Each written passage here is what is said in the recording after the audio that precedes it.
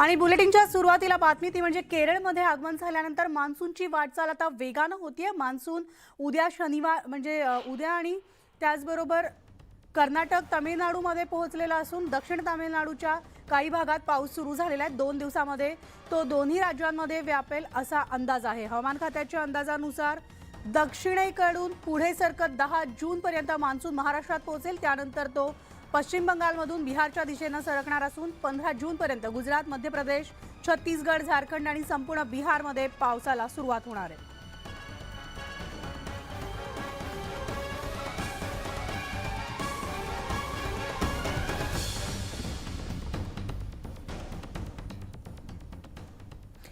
आणि सिंधुदुर्ग जिल्ह्यामध्ये आज पावसाला सुरुवात झाली आहे। जिल्ह्यामधील बहुतांश भागात रिमझिम पाऊस पडतोय, पण म्हणावा तसा पावसाला जोर दिसत नाहीये। तर मात्र किरकोळ स्वरूपात पडणाऱ्या पावसामुळे हवेत सुखद गारवा पसरल्यामुळे नागरिकांना दिलासा मिळाला।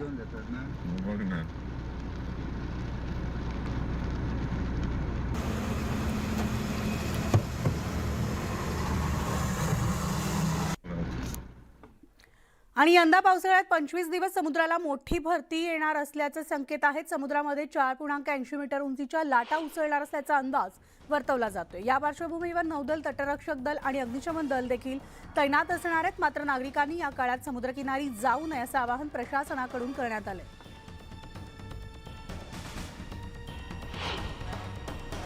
यंदाच्या पावसाळ्यात समुद्राला 25 दिवस मोठी भरती आहे, त्यामुळे समुद्रावरती जाणं टाळावं असं मुंबई महानगरपालिकेनं आवाहन केलेलं आहे। यंदाच्या पावसाळ्यात 4.80 मीटरपेक्षा अधिक लाटा ज्या आहेत ह्या उसळण्याची शक्यता आहे आणि त्यामुळे समुद्रावरती जाणं टाळावं अशा पद्धतीचं आवाहन महापालिकेकडनं करण्यात आलेलं आहे। खबरदारीचा उपाय म्हणून यावर्षी तटरक्षक दल, नौदल आणि अग्निशमन दल तैनात असणार आहे। त्यामुळे विकेंडला जात असताना मुंबईकरांनी ह्या पावसाळ्यामध्ये समुद्रावरती जाणं टाळावं, कारण का याच्या आधी सुद्धा आपल्याला पाहिलेलं आहे अनेक वेळेला अनेकांचा बुडून मृत्यू जो आहे हा समुद्रामध्ये झालेला आहे। त्यामुळे महानगरपालिकेकडनं अशा पद्धतीचं आव्हान जे हे केलेलं आहे। यावर्षी 4.80 मीटरपेक्षा अधिक उंचीच्या लाटा ज्या आहेत ह्या उसळण्याची शक्यता आहे आणि त्वरित मदतीसाठी कुलाबा, वरळी, मालाड, मानखुर्द आणि घाटकोपर येथे नौदलाची 5 पथकं जी आहेत ही तैनात करण्यात आलेली आहेत। त्यासोबत पूर बचाव पथकं सुद्धा तैनात करण्यात आलेली आहेत। नौदलाचं एक पाणबुडी पथक कुलाबा या ठिकाणी असणार आहे, तर 2 पथकं उरण येथे असणार आहेत। याशिवाय कुलाबा येथे चेतक व सी किंग नावचं हेलिकॉप्टर सुद्धा जे आहे हे तैनात करण्यात आलेलं आहे। त्यामुळे पूर्ण खबरदारी जी आहे ही पालिकेकडनं यावर्षी घेण्यात आलेली आहे। त्यामुळे मुंबईकरांनी यंदाच्या पावसाळ्यात समुद्रावरती ह्या सर्व गोष्टींचा अभ्यास करूनच फिरायला जाण्याचं आव्हान जे आहे हे करण्यात आलेलं आहे। त्यामुळे अधिक उंचीच्या लाटा असल्यामुळे समुद्रावरती जाणं टाळावं अशा पद्धतीचं आव्हान सुद्धा महापालिकेकडनं करण्यात आलेलं आहे। Journalist Sachin कुबडेसह Vishal Patil, news 18 Lokmat, Mumbai. आणि जळगावच्या रावेर तालुक्यामधील रसलपूर, अहिरवाडी, केऱ्हाळे या परिसरात पूर्वमोसमी पाऊस झालेला असून वादळी वाऱ्यासह आलेल्या पावसानं केळीबागा जमीनदोस्त झाल्यात।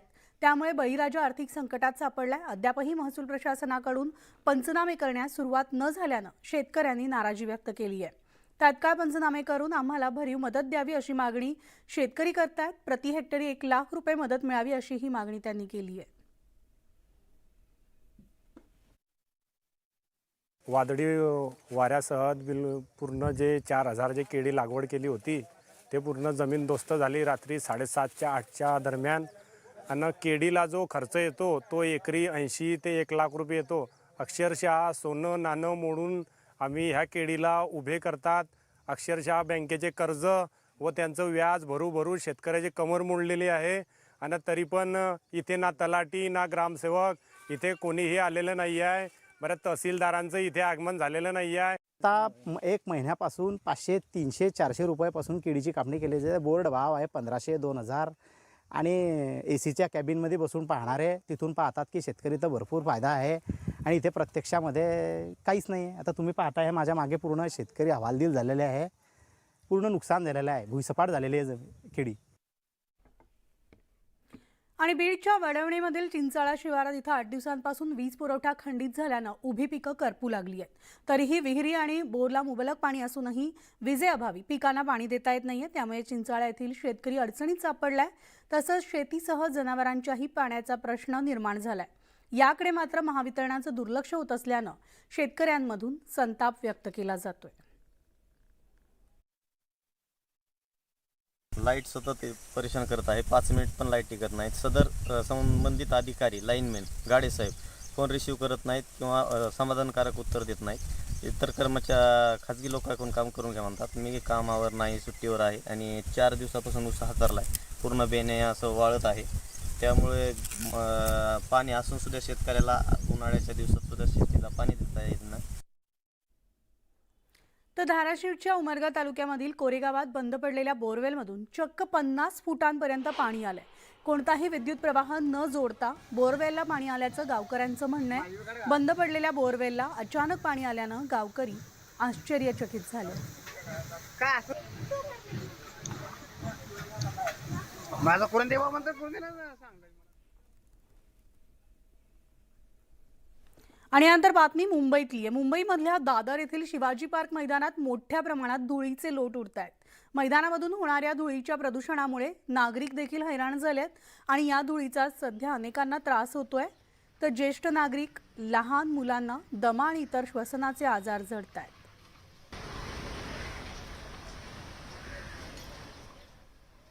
छत्रपती शिवाजी पार्क राज ठाकरे. मैदानात धुळीचं साम्राज्य आहे. हे गेल्या कित्येक महिन्यांपासून आहे आणि आज जर आपण या ठिकाणी पाहायला गेलं तर मोठ्या प्रमाणात धूळ जी आहे ही या संपूर्ण परिसरात होताना आपल्याला पाहायला मिळते. जर शिवाजी पार्क मैदान पाहायला गेलं तर या ठिकाणी मोठ्या प्रमाणात खेळाडू जे आहेत हे खेळण्यासाठी येतात. अनेक नागरिक जे आहेत हे वॉक करण्यासाठी सुद्धा या ठिकाणी येतात. मात्र अनेकांना या धुळीचा सामना जो आहे हा करावा लागतोय. सर्वत्र या मैदानामध्ये धूळ जी आहे ही झालेली आपल्याला पाहायला मिळते आणि आजूबाजूच्या जर आपण इमारती जर पाहिल्या तर त्या सुद्धा धुळीनं माखलेल्या ज्या आहेत ह्या पाहायला मिळतात. गेली कित्येक महिने या धुळीच्या बाबतीत शिवाजी पार्कमध्ये चर्चा होते. अनेक प्रश्न जे आहेत हे नागरिकांकडून उपस्थित केले जातात. मात्र नागरिकांना सुद्धा या धुळीचा जो आहे हा सामना करावा लागतोय. आज शिवाजी पार्कमध्ये सकाळपासूनच अशा पद्धतीचं धुळीचं वातावरण जे आहे हे निर्माण झालेलं आहे. मोठ्या प्रमाणात धूळ जी आहे ही या ठिकाणी उडताना पाहायला मिळते आणि याचा सगळ्यात जास्त त्रास हा ज्येष्ठ नागरिक आणि लहान बालकांना होताना पाहायला मिळतोय. मोठ्या प्रमाणात या ठिकाणी खेळाडू येतात, त्यांना सुद्धा अनेक त्रास जो आहे तो या धुळीमुळे होतोय. आणि संपूर्ण शिवाजी पार्कच्या मैदानातली झाडं जर आपण पाहायला गेलं तर झाडांवरती सुद्धा मोठ्या प्रमाणात धूळ जी आहे ही पाहायला मिळते. त्यामुळे शिवाजी पार्कमधील राहणाऱ्या नागरिकांना धुळीपासून कधी मुक्तता होणार हा एक प्रश्न आहेच. मात्र या बाबतीत महानगरपालिकेकडनं गेल्या काही महिन्यांपूर्वी किंवा गेल्या वर्षी मोठ्या प्रमाणात कोट्यावधी रुपये खर्च जे आहेत हे केले होते. संपूर्ण शिवाजी पार्क या मैदानात ग्रीनरी करण्यात येण्याचा प्रकल्प हाती घेतला होता. मात्र तो प्रकल्प पूर्णपणे फसला आणि आज शिवाजी पार्क मैदानात मोठ्या प्रमाणात धुळीचं साम्राज्य आहे हे आपल्याला पाहायला मिळतंय. Video journalist Sachin कुबडेसह Vishal Patil, news 18 Lokmat, Mumbai. आणि आता बातमी अमळनेरमधून आहे. तरुणांच्या किरकोळ वादातून अमळनेरमध्ये 2 गटात दगडफेक झाल्याची घटना समोर आली आहे. अमळनेरच्या दगडी गेट परिसरामधील जिंजर गल्लीसह गांधलीपुरा भागात ही दगडफेक करण्यात आलेली असून या दगडफेकीत अनेक वाहनांचं देखील नुकसान झालंय आणि काही नागरिकही जखमी झालेले आहेत. तर या दगडफेकीचा फटका पोलिसांना सुद्धा बसलाय. दगडफेकीची माहिती मिळताच पोलिसांनी तात्काळ परिस्थिती नियंत्रणात आणली. परिसरात मोठ्या प्रमाणात पोलीस बंदोबस्त तैनात करण्यात आलेला असून 12 जूनपर्यंत संचारबंदी लागू करण्यात आलेली आहे. तर पोलिसांनी सध्या 32 तरुणांना ताब्यात घेतलेला असून इतरांचाही शोध सुरू आहे. आणि धुळ्यातनं एक मोठी बातमी. धुळे शहरातील मोगलाई परिसरात 3 दिवसांपूर्वी धार्मिक स्थळातील मूर्तीची विटंबना केल्याची धक्कादायक घटना उघडकीस आली होती. या प्रकरणी आज धुळ्यात हिंदू जन आक्रोश मोर्चाचं आयोजन सकल हिंदू समाजाच्या वतीनं करण्यात आलंय. राम मंदिराची झालेली विटंबना तसंच वडजाई येथील टिपू सुलतान स्मारक हटवणं याशिवाय लव जिहाद, धर्मांतर, बंदी, कठोर कायदा तयार करण्याच्या विविध मागण्यांसाठी या मोर्चाचं आयोजन करण्यात आलंय.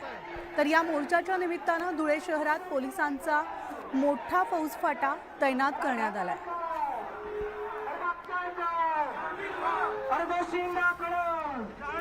आणि याविषयी सविस्तर अपडेट जाणून घेऊयात. आमचे प्रतिनिधी लक्ष्मण घाटोळ आपल्यासोबत आहेत. थेट लक्ष्मणकडे जाणार आहोत. लक्ष्मण,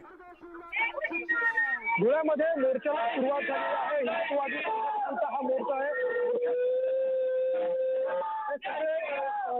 हिंदू बांधव जे आहे ते एकत्र आलेले आहे. ही दृश्य धुळ्यामध्ये हिंदू बांधव जे आहे ते एकत्र आलेले आहे. ही दृश्य बघतोय. धुळ्यामध्ये महिलांची संख्या देखील मोठी आहे. त्याचबरोबर हिंदुत्ववादी संघटना ज्या आहेत त्या मोर्चात सहभागी झालेल्या प्रचंड आक्रमक होत आहे. जोरदार घोषणाबाजी जी आहे ती या मोर्चाच्या दरम्यान केली जाते. एक तणावपूर्ण अशा परिस्थिती जी आहे धुळे परिसरामध्ये निर्माण झाली आहे. मुस्लिम बहुल भागामधून हा मोर्चा आपल्याला जाताना दिसतोय आणि या ठिकाणी जोरदार जय श्रीरामच्या घोषणा ज्या आहे त्या या सगळ्या आंदोलकांकडून दिल्या जात आहेत. त्यामुळे एकूणच या सगळ्या धुळ्यामध्ये अशा पद्धतीचं एक भोगमय वातावरण जे आहे ते करण्याचा प्रयत्न हिंदुत्ववादी संघटनांनी केलेला आहे.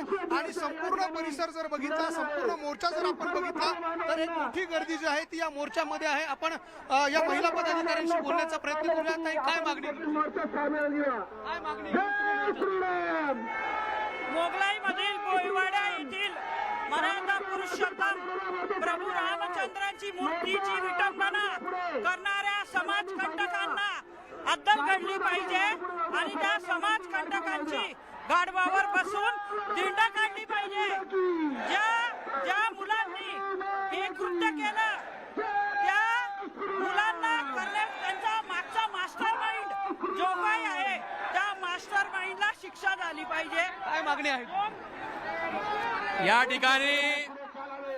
तर धुळे शहरातली मोगलाई परिसरातली ही दृश्य आहेत. आमचे प्रतिनिधी लक्ष्मण घाटोळ तिथल्या परिस्थितीचा आढावा देत होते. धन्यवाद लक्ष्मण या संपूर्ण माहितीसाठी. आणि या बातमीचा बुलेटिनमध्ये एक छोटासा ब्रेक घेऊन लगेचच परततोय. पाहत राहा न्यूज 18 लोकमत.